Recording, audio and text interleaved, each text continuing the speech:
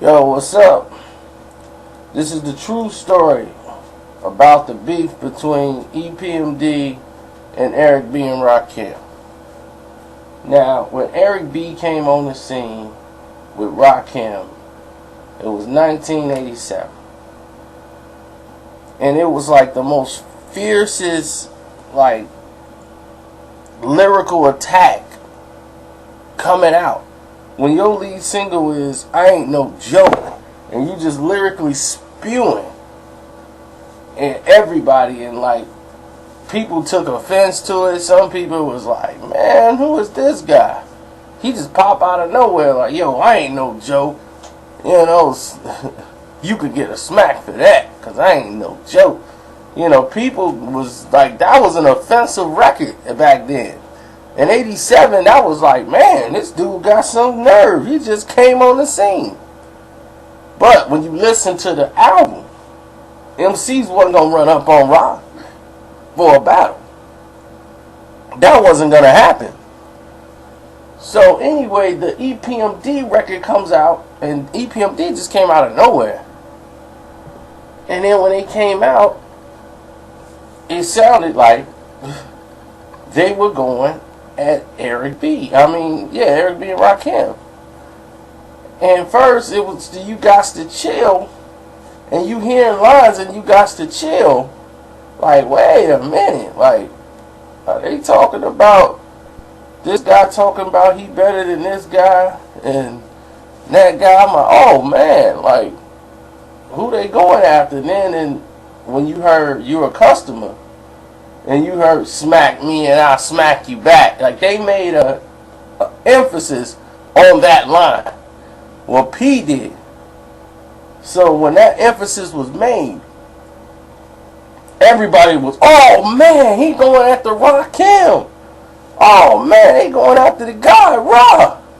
So the whole streets was like, man, dude, these dudes EPMD, and they stayed about 10 minutes from where Rakim lived. And at this time, everybody's like buzzing. Wow, it's a crazy buzz. Like, dude, man. And the hoods, the neighborhoods are battling over who's better. Brentwood, boy, we on the map. You know, now Brentwood is in there. So the hoods is building up all this atmosphere for a war. Like, man, Rod, man, you can't go out like that, man. EPMD just came out smashing. So he was in the middle of recording his next record, and Lord and behold, during this whole melee and the rise of EPMD, P and LL Cool J, and it was EPMD, LL Cool J, and somebody else, and they was out chilling. And y'all know the guy is 50 Cent, the original 50 Cent. Like, he robbed. Like, I don't know if P got robbed or P left before, but LL got robbed, and a couple other guys got robbed that was cool or attached to EPMD. And 50 Cent was best friends with Eric B. Like, that was a guy he wouldn't rob. Like, nobody would rob Eric B and Rakim because of the original 50 Cent. So that went down in the middle of this process, of this beef. Like, 50 of them robbed him, so everybody was tight-faced about the whole situation, because they kind of knew it was based on that circulation. Now, the album comes out. Eric B and them next album come out, Follow the Leader. And oh my God, did he lay a lyrical assault on EPMD on the lead song of the album. The whole album, he's basically just lacing EPMD. Lyrics of fury, everything. If you didn't know who he was talking about, that album, oh my God. Like, dig 'em smacks, smack me and I'll smack you back. Man, Eric B Rakim was like, I never dig him, so I never dug him, drug him to the danger zone. Everything from You're a Customer. He was lacing them in this Follow the Leader. That's why Follow the Leader still to this day is one of his best songs. Whenever you pump Rakim up, or you give him a reason to go in the studio with some fire in his belly, you gonna get the best projects you've ever seen or heard. And my goodness, that album is a classic. That's probably top 5 all-time best rap albums. That's just off the top of my head. I'll do a top 20 one day. Like, I'm still thumbing through them. Nothing of today's era would probably even crack it.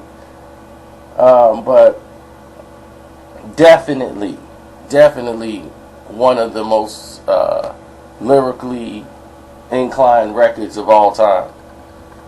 He was lacing cats and showing them how to rap, how you should be rapping. Because they had the slow flow. You know, EPMD, they flow was just all slow and laid back and just giving it to you slowly. Him and P. You know, they was doing it. But they met in a nightclub, and they just happened to be in the nightclub, and both of them were there, and through a mutual friend, you know, they kind of worked everything out. But it was some street stuff about to go down, a lot of it, due to 50 Cent. You know, he caused a lot of waves that was really a misunderstanding. Like, nobody know if P felt that way. Like, P didn't really care one way or another about going to battle with Robbie E. Like, he was happy that Eric B came out and did what he did, and because that opened the door for them by them being so close and they living so close together. It put their side on the map, so they had an avenue to come through and do what they did. So they was happy he made it. Well, at least Eric Sermon was. You know, P ain't that kind of guy. You know, P's a whole different shiesty moving type of animal. But that's another story. I'm out. At least I thought I was out. I can't get out of this thing now. For real.